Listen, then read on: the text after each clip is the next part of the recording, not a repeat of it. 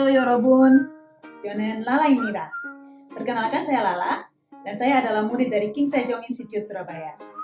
Tahun 2003 adalah tahun pertama kali saya menonton drama Korea yang sangat terkenal di zamannya. Apakah teman-teman dapat menebak drama Korea apa yang saya tonton waktu itu? 맞아요, 대장금, atau yang lebih dikenal dengan judul Jewel in the Palace. Hal yang membuat saya tertarik dengan drama tersebut adalah ketika saya menonton dan melihat pakaian yang mereka kenakan.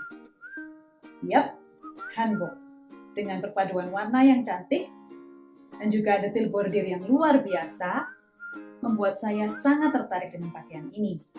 Apakah teman-teman tertarik ingin tahu tentang asal mula, sejarah, dan juga segala sesuatu yang berhubungan dengan hanbok? Yuk, tonton terus videonya.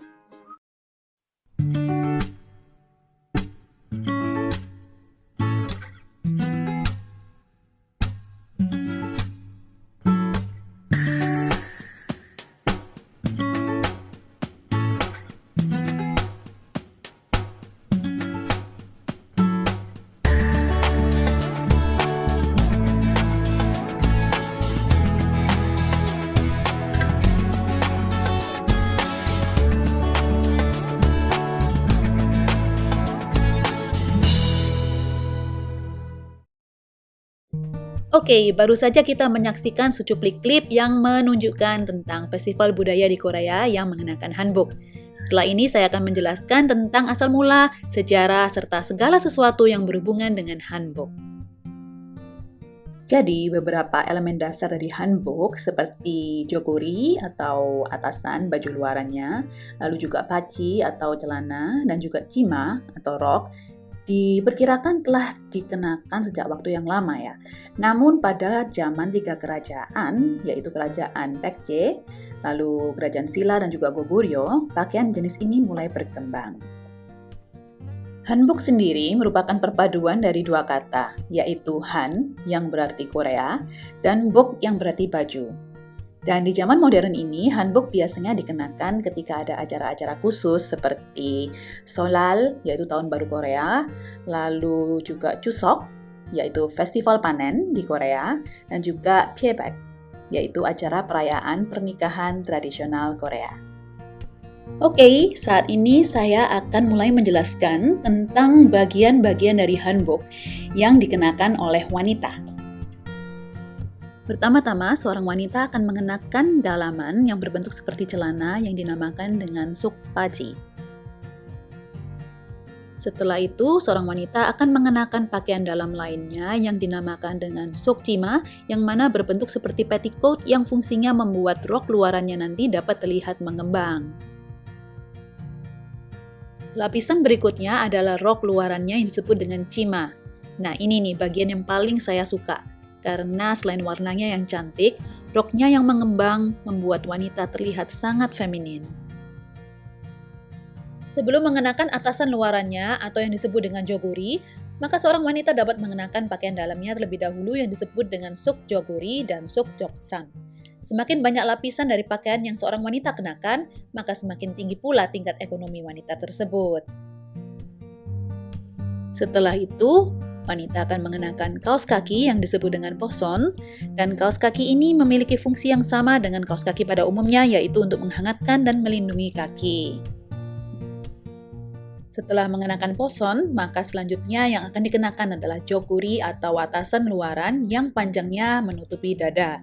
Model jogori yang ini baru berkembang di akhir pemerintahan Joseon karena pada pertengahan masa pemerintahan kerajaan Joseon ini, panjang dari jogori mencapai ke bawah pinggang dan agak menggelembung. Setelah mengenakan seluruh pakaiannya secara lengkap, maka langkah selanjutnya adalah mengenakan sepatu. Ada banyak sekali jenis sepatu yang dikenakan bersama dengan hanbok, tapi saya akan menjelaskan beberapa saja. Yang pertama adalah dangye, dan dangye ini adalah sepatu kulit yang seringkali dilapisi dengan sutra. Sepatu ini digunakan oleh perempuan dari kalangan atas dan dianggap sangat berharga. Selain tangye, ada jenis sepatu lainnya yang dinamakan unye.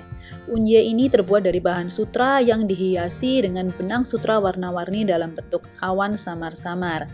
Dan unye ini dipakai oleh para wanita dari kalangan menengah sampai kalangan royalty, tergantung dari bahan yang digunakan. Setelah itu ada 4 jenis variasi pakaian yang bisa dipilih untuk dikenakan ketika ingin bepergian keluar. Variasi pertama adalah magoja. Magoja ini sendiri sebenarnya ditujukan untuk dikenakan para pria untuk menghangatkan tubuh pada saat musim dingin. Namun pada perkembangannya magoja juga dikenakan oleh wanita. Variasi yang kedua adalah joki. Joki ini adalah atasan luaran lainnya yang bentuknya seperti rompi. Teman-teman mungkin sudah tidak asing dengan 2 variasi pakaian terakhir yang akan saya sebutkan. Yang pertama adalah durumagi. Durumagi adalah mantel Korea dan seseorang mengenakannya ketika hendak pergi keluar. Selain untuk menghindari hawa dingin, mereka juga mengenakannya untuk keperluan upacara. Variasi yang terakhir adalah changot. Changot adalah pakaian luar yang dikenakan oleh wanita Korea pada masa dinasti Joseon sebagai kerudung untuk menutup tubuh dan hanya menampakkan wajah saja. Dan biasanya yang mengenakan changot ini adalah wanita dari kaum bangsawan. Pada perkembangannya, wanita-wanita di zaman modern juga ingin memakai atau mengenakan joguri dalam pakaian yang mereka kenakan sehari-hari. Dan seperti yang kita lihat di gambar bahwa ada macam-macam joguri yang dipadu-padankan dengan bawahan seperti rok, untuk acara-acara casual, ataupun bahkan celana untuk bekerja. Terlihat sangat modis, bukan? Nah, setelah kita mengenal lebih dalam mengenai hanbok yang dikenakan oleh wanita, sekarang mari kita melihat hanbok yang dikenakan oleh pria. Pertama-tama, pria akan mengenakan paci. Kalau wanita mengenakan paci sebagai bagian dari baju dalam, pria mengenakan paci sebagai pakaian luar. Sama seperti wanita, pria pun mengenakan jogori. Hanya saja yang membedakan adalah panjang dari jogori tersebut. Panjang jogori pria mencapai pinggang. Sama seperti wanita, pria juga mengenakan joki atau luaran yang berupa rompi. Pria juga memiliki jenis rompi lainnya, yaitu peja. Yang membedakan dengan joki adalah peja memiliki pita dan juga kancing di bawah pita tersebut.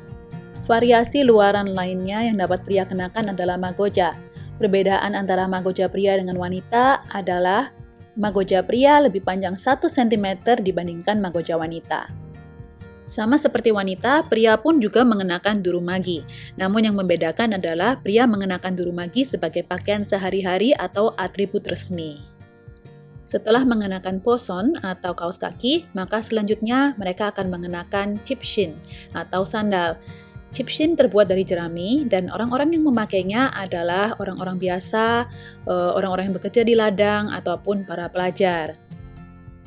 Jenis alas kaki lainnya adalah hwa. Hwa di sini terbuat dari kulit dan biasanya dikenakan oleh orang-orang yang bekerja di militer ataupun orang-orang yang bekerja di pemerintahan. Para pria pun juga tidak mau kalah dengan para wanita. Mereka memiliki pakaian-pakaian yang diadaptasi dari hanbok, terutama bagian atasannya yaitu jogori. Dapat kita lihat di sini, atasan yang mereka pakai memiliki aksen kerah berbentuk V yang dinamakan git, yang dilapisi dengan kain putih yang dinamakan dungjong. Hal terakhir yang ingin saya jelaskan adalah arti dari warna-warna hanbok yang cerah dan cantik. Oke, warna pertama adalah warna putih. Warna putih menjadi simbol kesucian dan kemurnian jiwa. Menjadi warna paling umum dapat digunakan siapa saja tanpa memandang status atau kedudukan orang yang mengenakannya. Warna selanjutnya adalah warna merah. Warna ini melambangkan nasib baik dan keberuntungan.